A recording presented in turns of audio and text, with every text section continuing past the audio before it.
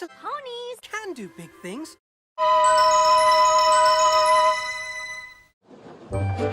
The little engines were busy clearing their railroad of leaves and broken branches.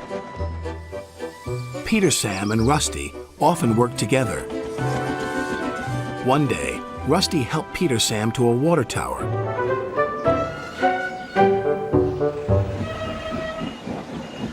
Peter Sam felt much better after his long drink, but the freight cars were bored. Let's break away. Their loads were heavy and the couplings old. One snapped.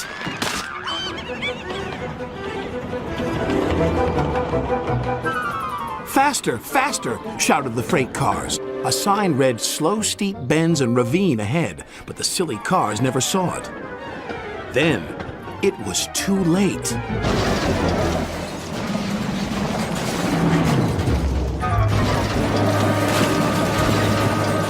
Peter Sam arrived at the scene of the disaster. His driver sighed. This was our fault. We didn't secure them properly. We'll have to get help to pull them out. Sir Topham Hatt will be very annoyed. And he was. You will work in the yards until I can trust you again. Duncan was delighted with Peter Sam's dilemma. Fancy not securing your freight cars on a hill. They'll come back to spook you and your special funnel. Woo! And who's to say you're not afraid of ghosts? Snapped Rusty. Ghosts? Things that go bump in the night? Rubbish! Well, I'll tell you a story that will make your funnel quiver, Rusty said. A long time ago, a little engine was returning home. It was a misty, moonlit night.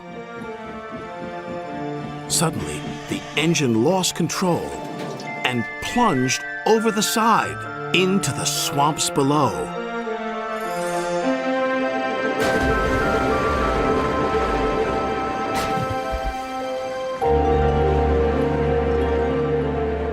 He was never found again. But many a workman will tell you that when the moon is full, they have seen the little engine trying to get home. But he never reaches the other side. So what do you think of that, Duncan? Rubbish, replied Duncan. Never mind him, Peter Sam. He'd be frightened if he really saw a ghost. This gave Peter Sam's driver an idea. Let's play a trick on Duncan. The next day, he spoke to Duncan's driver and fireman, who agreed. We'll do it tonight. Duncan had to take coal cars to the slate mines and then bring cars back. Duncan's driver decided as part of the plan to cross the old iron bridge.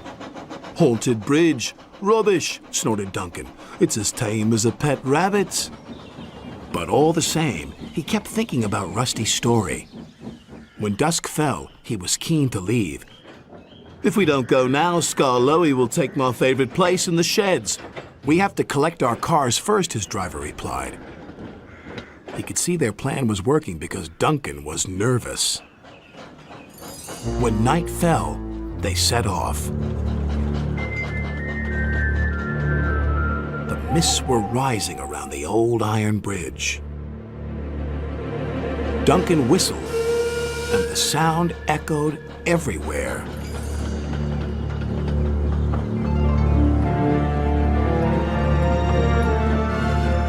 Then, ahead, he saw flickering lights. His driver knew they were only insects that shine brightly at night, but to Duncan they looked like an engine. Next, his driver secretly threw a rock from the cab into the ravine below. It's the ghost! Take me back! Take me back, please! When Duncan reached the safety of his shed, he closed his eyes tightly. Spooked, are you, Duncan? Laughed his driver. No, I'm asleep. And Duncan refused to open his eyes. He did, though, when he thought his driver wasn't looking, just to make sure that he was still there.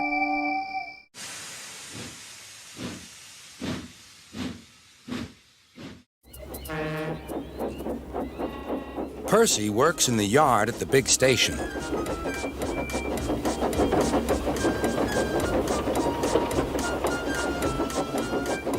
He loves playing jokes, but they can get him into trouble. One morning, he was very cheeky indeed. Beep, beep! Hurry up, Gordon. The train's ready. Gordon thought he was late. Ha ha ha ha! Laughed Percy and showed him a train of dirty coal cars. Gordon thought how to get back at Percy for teasing him. Next, it was James's turn. Stay in the shed today, James. Sir Topham Hatt will come and see you. Ah, thought James, Sir Topham Hatt knows I'm a fine engine. He wants me to pull a special train. James's driver and fireman could not make him move. The other engines grumbled dreadfully. They had to do James's work as well as their own.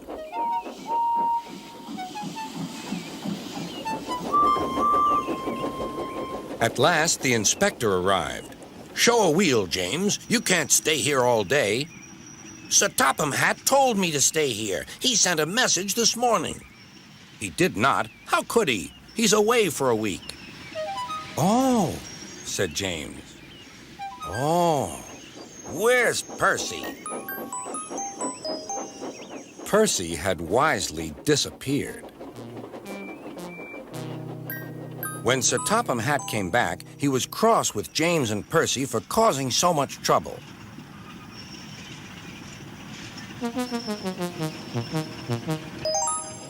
But the very next day, Percy was still being cheeky.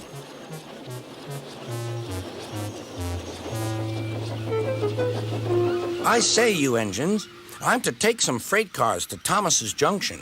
Sir Topham Hatt chose me especially. He must know I'm a really useful engine. More likely he wants you out of the way, grunted James. Gordon looked across to James. They were going to play a trick on Percy. James and I were just speaking about signals at the junction. We can't be too careful about signals, but then I needn't say that to a really useful engine like you, Percy. Percy felt flattered. We had spoken of backing signals, put in James. They need extra special care, you know. Would you like me to explain? No, thank you, James, said Percy. I know all about signals. Percy was a little worried. I wonder what backing signals are, he thought. Never mind, I'll manage. He puffed crossly to his freight cars and felt better.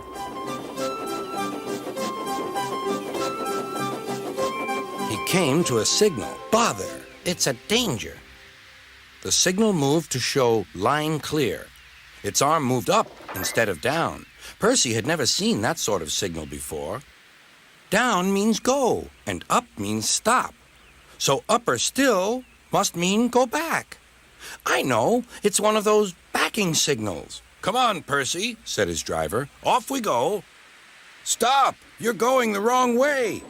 But it's a backing signal, Percy protested and told him about Gordon and James. The driver laughed and explained. Oh, dear, said Percy. Let's start quickly before they see us. He was too late. Gordon saw everything.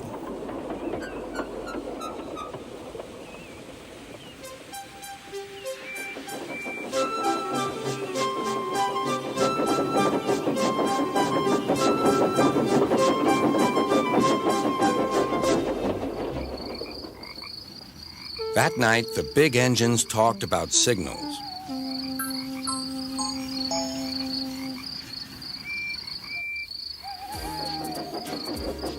They thought the subject was funny. Percy thought they were being very silly.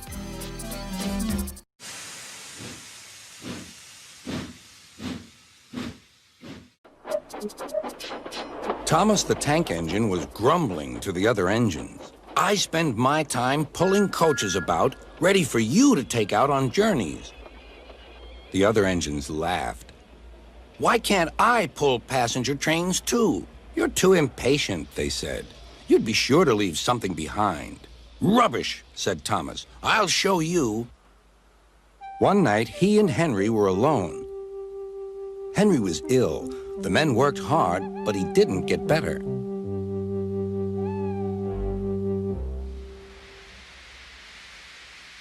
He felt just as bad next morning. Henry usually pulled the first train, and Thomas had to get his coaches ready. If Henry is ill, he thought, perhaps I shall pull his train. Thomas ran to find the coaches. Come along, he fussed. There's plenty of time, they grumbled. Thomas took them to the platform and wanted to run round in front at once. But his driver wouldn't let him. Don't be impatient, Thomas. Thomas waited and waited. The people got in. The conductor and station master walked up and down. The porter banged the doors, and still Henry didn't come. Thomas got more and more excited. Sir Topham Hatt came to see what was the matter, and the conductor and station master told him about Henry. Find another engine, he ordered. There's only Thomas, they said. You'll have to do it then, Thomas. Be quick now. So Thomas ran round to the front and back down on the coaches ready to start. Let's not be impatient, said his driver. We'll wait till everything is ready. But Thomas was too excited to listen. What happened then, no one knows. Perhaps they forgot to couple Thomas to the train, or perhaps the driver pulled the lever by mistake. Anyhow, Thomas started without his coaches. As he passed the first signal tower, men waved and shouted, but he didn't stop. They're waving because I'm such a splendid engine, he thought importantly. Henry says it's hard to pull trains, but I think it's easy. Hurry, hurry, hurry, he puffed, pretending to be like Gordon. People have never seen me pulling a train before. It's nice of them to wave. And he whistled, beep, beep, thank you. Then he came to a signal at danger. Bother, he thought. I must stop. And I was going so nicely, too. What a nuisance signals are. He blew an angry beep, beep on his whistle. The signalman ran up. Hello, Thomas, he said. What are you doing here? I'm pulling a train, said Thomas. Can't you see? Where are your coaches, then? Thomas looked back. Why, bless me, he said, if we haven't left them behind. Yes, said the signalman. You'd better go back quickly and fetch them. Poor Thomas was so sad he nearly cried. Cheer up, said his driver. Let's go back quickly and try again.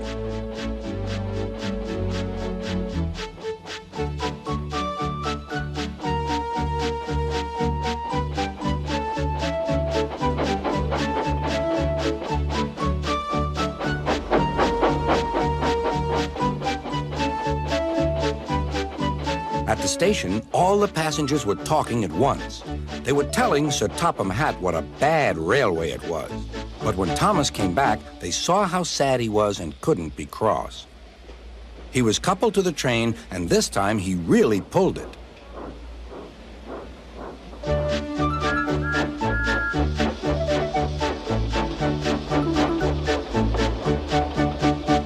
Afterwards, the other engines laughed at Thomas and said, Look, there's Thomas, who wanted to pull a train, but forgot about the coaches. But Thomas had already learned not to make the same mistake again.